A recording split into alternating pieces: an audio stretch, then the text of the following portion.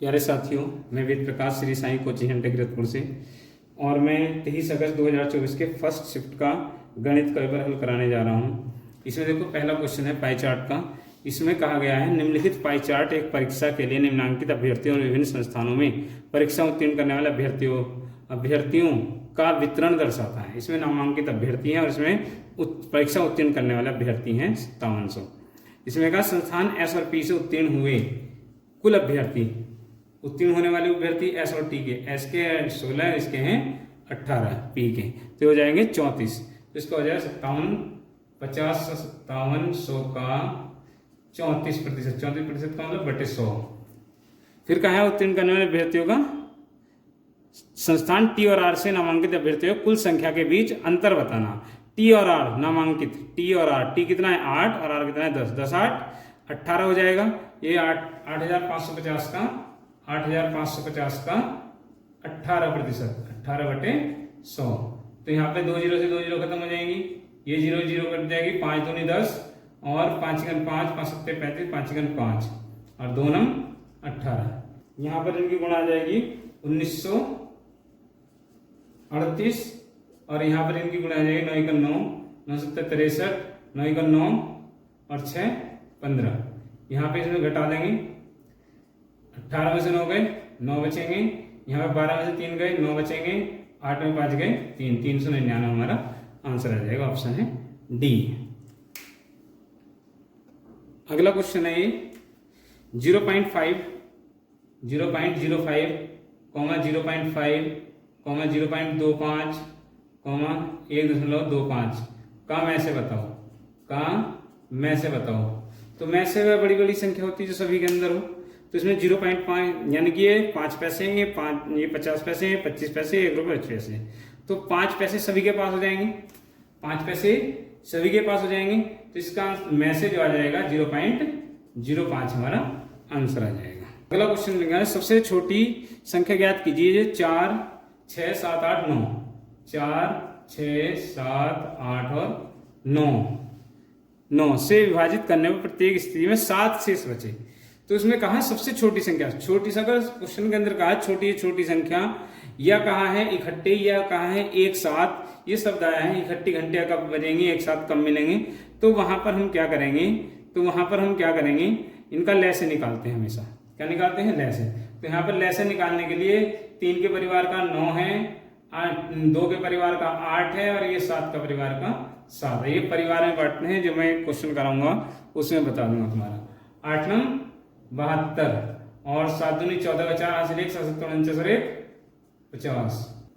तो यहाँ पर कितना आ गया लय से इनका 504। उसने कहा है ऐसी स्थिति में 3 शेष बचे, अगर 3 शेष बचाना है तो शेष जोड़ देंगे इसमें। तो 507 हमारा आंसर हो जाएगा। इसका आंसर हो जाएगा सी।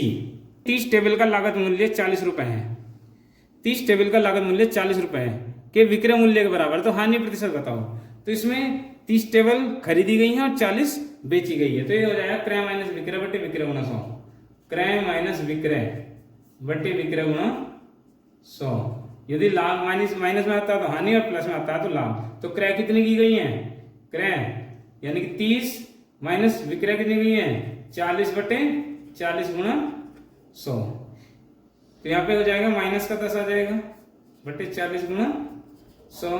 2 0 0 कट जाएगा, 4 से काटेंगे 25% हानि आएगी। 25% क्या आ जाएगी, हानि। ये आंसर आ जाएगा हमारा ए। हमारा आंसर आ जाएगा ए। अगला क्वेश्चन है एक फल विक्रेता कुछ संतरे 10 रुपए में 4 की दर से और उतने ही अधिक संतरे 10 रुपए 5 की दर से खरीदता है। अब वह पूरे लॉट को 20 रुपए में 9 की दर से बेच देता है। तो उसकी हानि या लाभ प्रतिशत बताओ। अब जब वो 10 रुपए में 4 खरीद रहा है, 10 रुपए में 4 खरीद रहा है, तो एक कितने का हो जाएगा, एक कितने का होगा, एक संतरा कितना हो जाएगा 10 बटे 4 यानी कि एक संतरे की कीमत हो जाएगी बराबर 4 से डिवाइड करें, 4 दूनी 8 4 पंजे 20, 2.5 रुपए की। फिर उसने कहा है उतने ही अधिक संतरे 10 रुपए में 5 की दर से खरीदता है। तो यहाँ पर जब 10 रुपए में 5 खरीद रहा है तो एक कितने का हो गया ₹2 का, यहाँ पर एक संतरा हो गया ₹2 का, तो यहाँ पर हो गए 2 संतरे हो गए बराबर ₹4.5 के, ₹4.5 के, ₹4.5 के 2 संतरे हो गए। अब जब 2 संतरे ₹4.5 के हो गए तो एक संतरा कितना हो जाएगा, यानी कि यहाँ पर क्रय और विक्रय हो जाएगा। क्रय कितना है, एक संतरा 4.5/2 का। बेच कितना रहा है वो, ₹20 में 9 की दर से उसने बेचता है, ₹20 में 9 की दर से वो बेचता है, ₹20 में 9 की दर से बेचता है, तो एक कितने का बेचेगा, एक कितना बेचेगा 20/9 के, इसे दशमलव उड़ा के 0 बढ़ा देंगे, 5 से काट देंगे, 5 में 45 और 5 चौक 20, यहाँ पे इनकी 3 से गुणा हो जाएंगे, 9 नम 81 और 40 दूनी 80, यानी कि ₹81 खरीदे 80 के बेच दिए, 81 खरीदे 80 के बेच दिए, कितने की हानि हुई, ₹1 की हानि हो गई, ₹1 की हानि। उसने पूछा हानि प्रतिशत, हानि या लाभ प्रतिशत, हानि हो गई, तो हानि बराबर होता है, हानि प्रतिशत बराबर होता है, हानि प्रतिशत बराबर होता है 1/1 क्रय मूल्य गुणा 100, बराबर हो जाएगा ये, बराबर हो जाएगा ये, यहाँ पे लिख देता हूं मैं 1 सही 19/81% हानि। अगला क्वेश्चन देखते हैं। अगला क्वेश्चन है दो प्रकार के चावलों की दर ₹11 प्रति किलोग्राम और ₹21 प्रति किलोग्राम और 17 प्रति किलोग्राम की दर से मिश्रण प्राप्त करने के लिए 2 प्रकार के चावलों का अनुपात ज्ञात कीजिए। तो मिश्रण का है, इसमें एक तो है 11 और दूसरे हैं 21, तो यहाँ पे औसत कितना आ जाएगा इनका 17 के हिसाब से, 17 का और इसका 21 का अंतर क्या आ जाएगा 17 और 3 4, और यहाँ पे आ जाएगा 17 6, 2 दूनी 4 2 3 6, 2:3 हमारा आंसर आ जाएगा, 2:3 हमारा आंसर आ जाएगा, इसका आंसर आ जाएगा ये बी 2:3। अगला क्वेश्चन है, देखो अगला क्वेश्चन है 12.5% की दर से एक धनराशि कितने समय में दुगनी हो जाएगी, कितने समय में दुगनी हो जाएगी। तो दुगनी होने के लिए जब धनराशि दुगनी हो रही तो ₹1 ब्याज हो रहा है, ₹1 मूलधन, ₹1 ब्याज गुणा 100 बराबर ₹1 मूलधन हो गया, दर होगी 12.5 गुणा टाइम हमें ज्ञात करना है। तो यहाँ दशमलव उड़ा देंगे 0 बढ़ जाएगी, 25 पंजे 125, 25 चौका 100, 5 अट्ठे 40, टाइम आ गया बराबर 8 वर्ष, टाइम आ गया हमारा 8 वर्ष, इसमें आ जाएंगे डी ऑप्शन में, टाइम आ गया 8 वर्ष। अगला क्वेश्चन देखते हैं। अगले क्वेश्चन में क्या उसने भारतीय रेलवे ने एक निश्चित काम को 150 दिनों में पूरा करने के लिए 200 श्रमिकों नियुक्त किया। यदि 50 दिनों में केवल 1/4 काम किया गया हो तो पूरे काम को समय पर पूरा करने के लिए नियुक्त किए जाने वाले अतिरिक्त श्रमिकों की संख्या क्या होगी। अतिरिक्त श्रमिक कहे उसने, यानी उसने 50 दिनों में 1/4 काम कर दिया 200 श्रमिकों ने, तो श्रमिकों की संख्या कितनी 200, श्रमिकों की संख्या कितनी 200, कितने दिन में किया इन्होंने 50 दिनों में कितना काम किया 1/4। अब जो है अब हमें श्रमिक और लेने 50 दिन का काम तो खत्म हो गया है, श्रमिक लेने 200 प्लस एक्स गुणा अब कितने दिन है 100 दिन, अब कितने दिन है 100 दिन बटे कितना काम बच रहा है 3/4, 4 से 4 काट देंगे, यहाँ पे आ जाएगा इन 2 जीरो से 2 जीरो खत्म हो जाएंगे, यहाँ पे 30 गुणा हो जाएगी इनकी, यानी कि 200 प्लस एक्स बराबर 5 दूनी 10, 5 दूनी 10 और 10 या 30, ये आ जाएगा यहाँ पर 300 और 200 इधर जाएगा माइनस हो जाएगा, एक्स बराबर 100 श्रमिक हमें और चाहिए। अगला क्वेश्चन है 12 पुरुष और 18 महिलाएं एक काम को 10 दिन में करते हैं, यानी कि 12 मैन प्लस 18 वोमेन कितने दिन में 10 दिन में, कितने दिन में 10 दिन में। उसी काम को 9 पुरुष और 18 महिलाएं बराबर उसी काम को 9 man plus 18 women, 9 man plus 18 women कितने दिन में करते हैं 12 दिन में, 2 पंजे 10 2 छंग 12, तो इनकी यहाँ पे गुणा हो जाएगी 12 पंजे 60 मैन प्लस 18 पंजे 90 वोमेन, और यहाँ पे जाएगी 56 54 मैन प्लस 18 छंग 108 वोमेन। अभी मैन एक तरफ कर लेंगे, वो मैन एक तरफ कर लेंगे। यहाँ पर 60 में से 54 मैन घटाएंगे तो कितने बचेंगे? 60 में 54, 6 मैन इक्वल टू यहाँ पर 90 इधर आके माइनस आ जाएगा तो कितने बचेंगे? 18 वोमेन।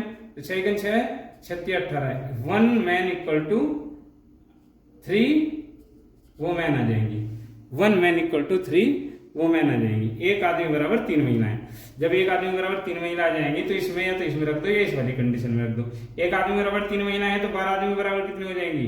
12 दिया 36, 36 महिलाएं होंगी, 18 ये होगी। 36 और 18 कितनी होगी? 36 18 कितनी? 18 से 18 दिया 54, 54 वोमेन इंटू कितने दिन है? 10 दिन बराबर बराबर। अब उसने पूछा हमसे 2 पुरुष और 3 महिलाएं, तो 2 पुरुष के बराबर 3, 2 पुरुष 1 पुरुष के बराबर 3 महिलाएं, तो 2 पुरुष के बराबर कितने हो जाएंगे? 2 3 6 और 3 ये रही, 6 और 3 9 महिलाएं होंगी गुणा x दिन। 9 छंग 54, 10 छंग 60, x बराबर 60 दिनों में। x का मान आ गया हमारा 60 दिनों में। x 2 रेलगाड़ियां क्रम से 59 किमी प्रति घंटा और 32 किमी प्रति घंटा की चाल से एक समान दिशाओं में चलती हैं। यानी कि यदि एक दिशाओं में जा रही है ना रेलगाड़ी, एक ही दिशाओं में जा रही है तो इनकी चाल क्या हो जाएगी? इनकी घट जाएगी। अगर विपरीत दिशाओं में जा रही है तो जुड़ जाएंगी। तो यहां उसने कहा है चाल समान से चलती है। और तेज चलने वाली रेलगाड़ी धीमी गति से चलने वाली रेलगाड़ी में बैठे एक व्यक्ति को 16 सेकंड में पार कर जाती है। तो तेज गति से चलने वाली रेलगाड़ी की लंबाई बताओ। तेज गति से चलने वाली रेलगाड़ी की लंबाई बताओ। तो तेज गति से चलने वाली रेलगाड़ी की लंबाई x मान लेंगे, यानी दूरी बराबर चाल। चाल कितनी होगी? 59 में से 32 घटा देंगे, 9 में से 2 गए 7, 9 में से 2 गए 7 और 5 में 3 गए 2। ये किलोमीटर प्रति घंटा है। मीटर प्रति सेकंड बनाने के लिए 5/18 कर देंगे और गुणा टाइम कितना दे रखा है? 16 सेकंड। 16 सेकंड दे रखा है तो 9 दूनी 18, 9 तिया 27, 2 थे 16, 8 पंजे 40, 4 तिया 12, 120 मीटर। 120 मीटर की ट्रेन है वो। ये आ गया इसका आंसर डी। आंसर आ गया इसका डी। अगला क्वेश्चन देखते हैं। अगले क्वेश्चन में कहा है उसने 67 मीटर लंबी ट्रेन 10 सेकंड में 33 मीटर लंबी सुरंग को पार कर जाती है। 33 मीटर लंबी सुरंग को, यानी कि दूरी हमेशा जोड़ते हैं। 67 मीटर लंबी ट्रेन है और 33 मीटर की सुरंग है, तो 33 और 67 कितना हो जाएगा? 100। 33 और 67 100, दूरी हो गई 100। चाल हमें ज्ञात करनी है x और गुणा समय दे रखा उसने 10 सेकंड। 10 सेकंड तो 0 0 कट जाएगा, x बराबर 10 मीटर प्रति सेकंड। चाल आ गई 10 मीटर प्रति सेकंड। अब उसने कहा है ट्रेन द्वारा 65 मीटर लंबे प्लेटफॉर्म पर खड़े व्यक्ति को पार करने में कितना समय लेगी? यानी कि व्यक्ति को पार कर रही हो, व्यक्ति को पार करने में केवल अपनी ही दूरी पार करेगी। अपनी ही दूरी। दूरी कितनी है उसकी? दूरी कितनी ट्रेन की? दूरी कितनी? 67 मीटर। तो 67 मीटर दूरी है बराबर चाल आ गई 10 गुणा टाइम हमें ज्ञात करना है। 0 हटाओ तो यहाँ लगा दो, तो टाइम हो गया बराबर 6.7 सेकंड। 6.7 सेकंड। ये आंसर आ जाएगा हमारा सी। ये आंसर आ जाएगा हमारा सी। अगला क्वेश्चन देखते हैं। निखिल और ऋतु की आय 2:1 के अनुपात में है। यानी कि आय निखिल और ऋतु की इनकम है 2:1। वे 5:3 के अनुपात में खर्च करते हैं। यानी एक्सपेंसेस कितना हो गया उनका? 5:3 के अनुपात में उनका खर्च हो गया। खर्च करते हैं और 4:1 के अनुपात में बचत करते हैं। यदि निखिल और नीतू दोनों की कुल मिलाकर मासिक बचत 10,000 रुपये हो, यानी अनुपात में 4:1 बचत हो रही और हकीकत में कितनी? 10,000, तो प्रत्येक की मासिक आय बताओ। यानी कि ये 4:1 जो है, 4:1 जो है इनका अनुपातिक योग हो जाएगा। 4:1 का अनुपातिक योग हो गया 5 और इन दोनों की 5 अनुपात में होगी। हकीकत में कितनी? 10,000। कितनी है? 10,000। 5 × 5 और 5 दूनी 10। 1 अनुपात के बराबर हो गए 2,000 रुपए। 1 अनुपात के बराबर हो गए 2,000 रुपए। जब 1 अनुपात के बराबर 2,000 है, इनकी बचत जो है इसके हो गए 2 एकन 2,000, उसके 2 चौक 8,000। ये 8,000 रुपए इनकी बचत होगी। 8,000 रुपए इनकी बचत होगी। अब इनका जो है, जो अनुपात में इनकी इनकम है कितनी है? 3 दूनी 6 होगी इसकी और 5 एकन 5 होगी। तो 6 में से 5 गए 1, एक इनका अनुपात में क्या है, एक अनुपात में आ गया इनका, एक अनुपात के बराबर आ गया इनका खर्च। अब वैसे खर्च कितना है, 5 दूनी 10, 5 दूनी 10 और 8 तिया 24, यानी 24,000 माइनस 5 दूनी 10,000, तो ये 10,000 हो जाएगा। 24,000 में 10,000 गए बराबर 14,000, कितने हो गए 14,000। यानी कि यहाँ तो इन्हें बचत हो रही 6 में से 5 गए, यानी कि 6 में 5 गए 1 अनुपात की, और यहाँ पर हो रही 14 अनुपात की, यानी 1 अनुपात के बराबर कितने रुपए हैं 14 रुपए, 1 अनुपात के बराबर कितने हैं 14 रुपए, 1 अनुपात के बराबर 14 है, तो यहाँ 14 14,000 हो गए, और यहाँ पर 2 अनुपात के बराबर 14 दूनी 28,000 रुपए हो गए। तो इनकी इनकम आ जाएगी, यानी इनकम और एक्सपेंसेस का खर्चा आ गया है इनका अनुपात में 1, और यहाँ पे अनुपात में आ जाएगा 14,000, तो 14,000 14 और 14 दूनी 28,000 इसका आंसर आ जाएगा। यहाँ पर आ गया ये 28,000 और 14,000। अगला क्वेश्चन देखते हैं। एक परीक्षा में एक छात्र को अधिकतम अंक 20% प्राप्त करता है, वह 5 अंक से उत्तीर्ण हो जाता है। एक अन्य छात्र जो अधिकतम अंक का 30% स्कोर करता है और वह उत्तीर्ण अंकों से 20% अंक अधिक प्राप्त करना है, तो उत्तीर्ण होने के आवश्यक प्रतिशत क्या है। यानी कि यहाँ पर वो 20% प्राप्त करता है और यहाँ पर दूसरा करता है 30%, तो कितना अधिक प्राप्त कर रहा है 10%।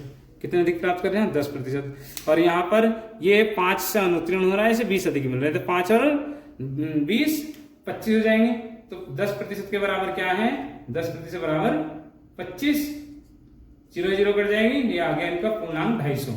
पूर्णांक कितना आ गया 250 आ गया है। यहाँ पर पूर्णांक जब 250 आ गया, उसने कहा है उत्तीर्ण होने के लिए आवश्यक प्रतिशत बताओ। पहले उत्तीर्ण होने के अंक निकालने, तो 250 का 20%, 250 का 20%, तो कितने हो गए 25 दूनी 50, और यहाँ पे प्लस 5 करना पड़ेगा क्योंकि इसे 5 कम मिल रहे हैं, या इसमें 30% निकालोगे तो इसमें हमें 20 घटाना पड़ेगा, और 20% निकालोगे तो 5 जोड़ना पड़ेगा, तो ये हो जाएगा 25 दूनी 50 5 55%। निकालने के लिए 250 गुना 100, 0 25, 5 पंजे 25, 5 5 और 5 दूनी 10, 11 दूनी 22%। आंसर आ जाएगा 22% ए ऑप्शन में। तो अगला क्वेश्चन है, एक निश्चित धनराशि पर 2 वर्ष के लिए 5% की दर से साधारण ब्याज 1600 है, तो 1600 रुपए साधारण ब्याज है, गुणा 100 बराबर मूलधन में ज्ञात करना है, गुणा दर है 5%, गुणा टाइम है 2 वर्ष, तो 5 दूनी 10 हो गया, 10 से 10 कट गया, मूलधन आ गया ये 16,000 रुपए। अब हमें निकालना है चक्रवृद्धि ब्याज 3 वर्ष का, तो पहले वर्ष में 16,000 गुणा दर है 5/100, 5 गुणा 5 दूनी 10 बराबर 1/20 हो गई है, तो 1/20 निकाल देंगे, 0 गया, 2 8 16, ये हो गए पहले साल में 800 रुपए। अब ये 800 रुपए इसमें जुड़ जाएंगे, 16,800 हो जाएगा, 16,800 गुणा 1/20, 0 कट जाएगा, 2 8 16, 2 चौका 8 बराबर हो जाएगा 840 रुपए। अब 840 में जुड़ जाएंगे तो हो जाएंगे 40 ही आ जाएगा, 8 और 16 का 6 17 64, 0 हो जाएगा 1/20, 0 कट जाएगी, फिर काट देंगे, 2 8 16 और 2 8 16 और 2 1 2 दूनी 4, ये हो जाएगा 882। अब ये ब्याज जोड़ देंगे, ये आ जाएगा 2 8 4 12 का 2 1 8 24 25 25 22 हमारा आंसर आ जाएगा, 25 22 हमारा आंसर आ जाएगा। इसमें 25 22 दे रखा है, नीचे के ऑप्शन में देखो 25 22 दे रखा है, यहाँ पर डी ऑप्शन में डी हमारा आंसर आ जाएगा। अगला क्वेश्चन है ये 12/2/2022 से 11/2/2023 तक 15% प्रति वर्ष की दर से 73,000 रुपए का साधारण ब्याज बताओ। यानी कि 12/2/2022 से 11/2/2023 तक 1 वर्ष हो जाएगा, तो वर्ष हो गया एक, दर होगी 15%, साधारण ब्याज ज्ञात करना है, यानी कि ब्याज इंटरेस्ट गुणा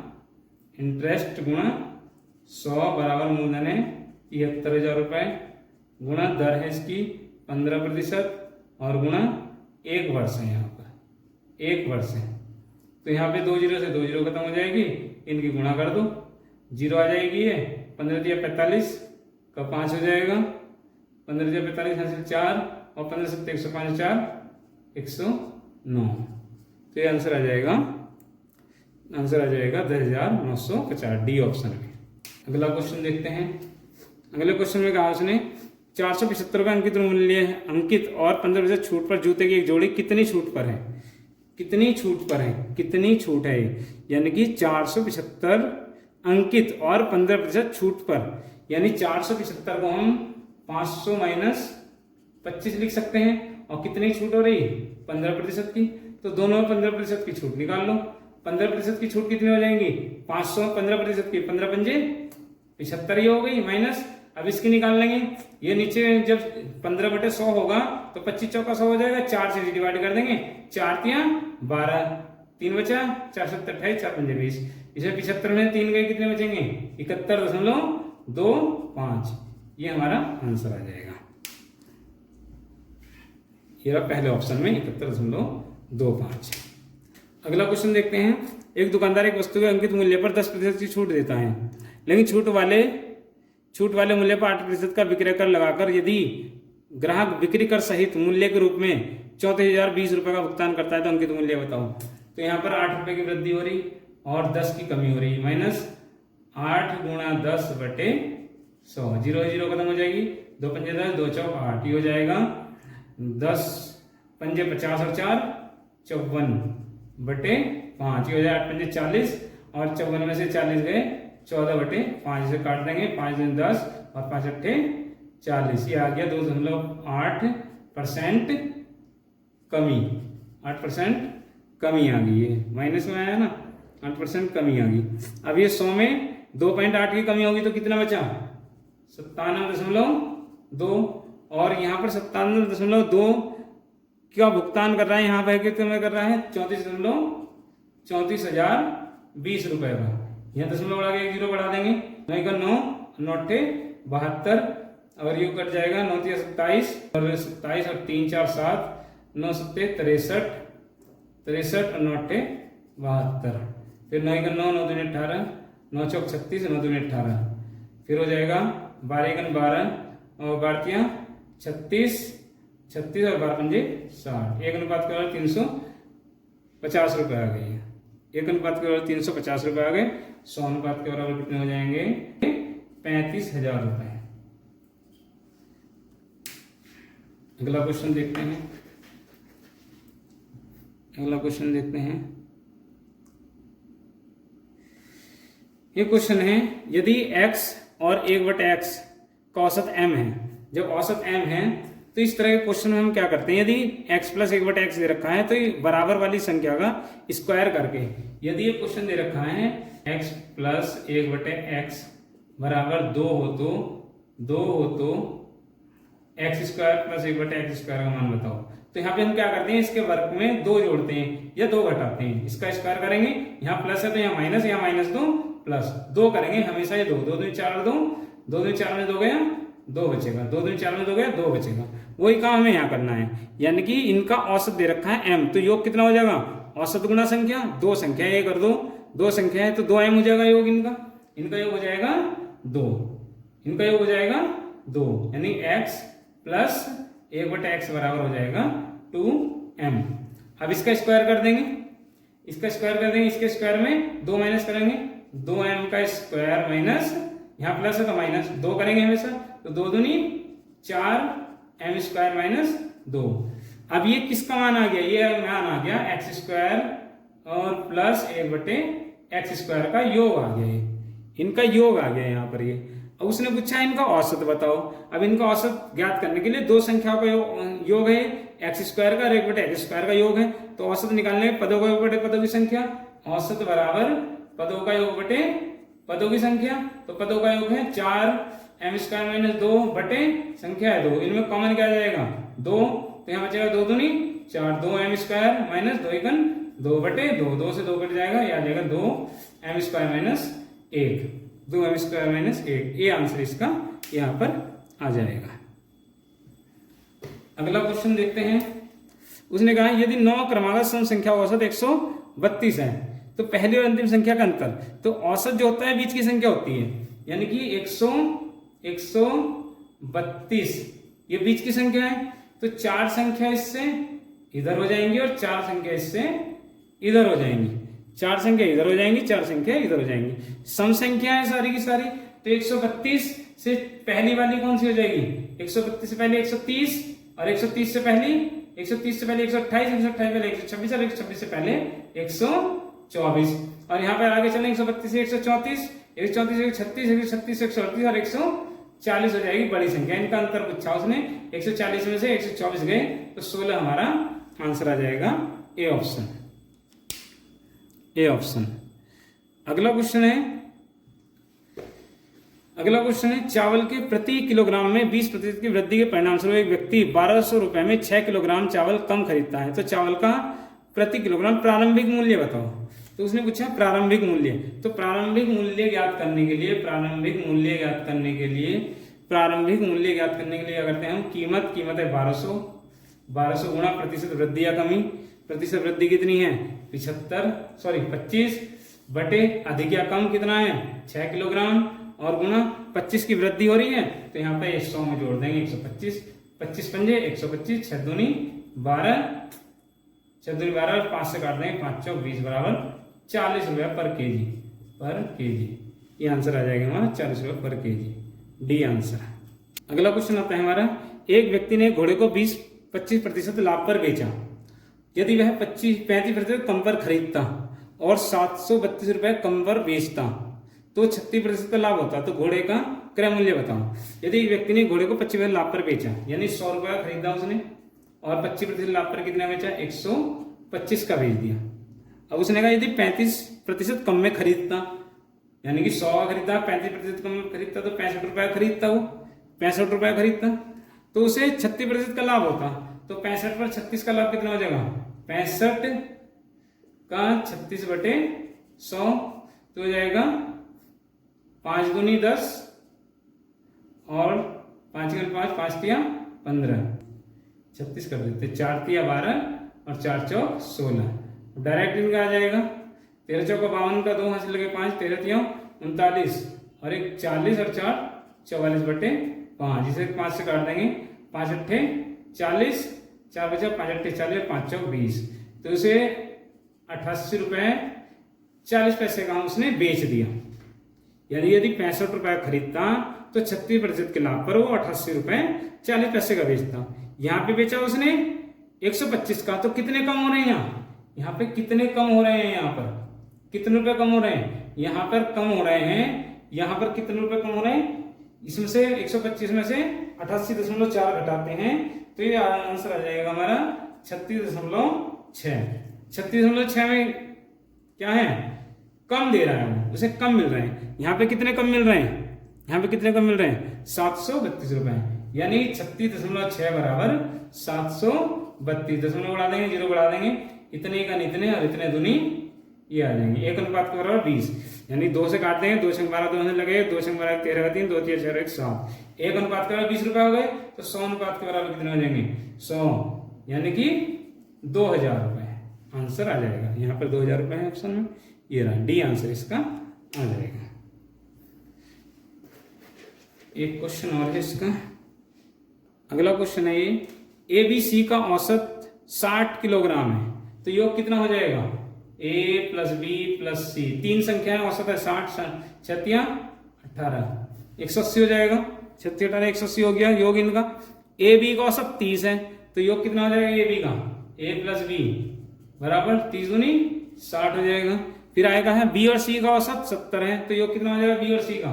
B + C का योग 7 दूनी 14, 140 हो गया। फिर उसने B का वजन कितना है? B का वजन, तो B का वजन ज्ञात करने के लिए इसमें ABC में से BC घटा दो, इसमें से ABC में से BC घटा दो तो A का मान आ जाएगा। A बराबर 180 में से 140 गया, 40 आ गया A। और अब इसमें ABC में 60 है और ABC में से 1 घटा देंगे, इस 60 में से 40 घटा देंगे तो B बराबर आ जाएगा 20। आंसर आ गया हमारा 20 किलोग्राम आंसर आ जाएगा हमारा 20 किलोग्राम। अगला क्वेश्चन है, आउटसोर्स एजेंसी द्वारा एक आउटसोर्स एजेंसी द्वारा टोल संग्रह के माध्यम से 4,910 करोड़ रुपए के साथ परियोजना का समर्थन करने के लिए अधिकतम 20% कमीशन का प्रावधान करते हुए आउटसोर्स एजेंसी को कुल कितनी राशि एकत्र करने की अनुमति दी जानी चाहिए। ये हमारा पाई चार्ट है। एक लोक निर्माण विभाग अपने चरण द्वितीय परियोजना के लिए एकत्र करने की योजना करता है।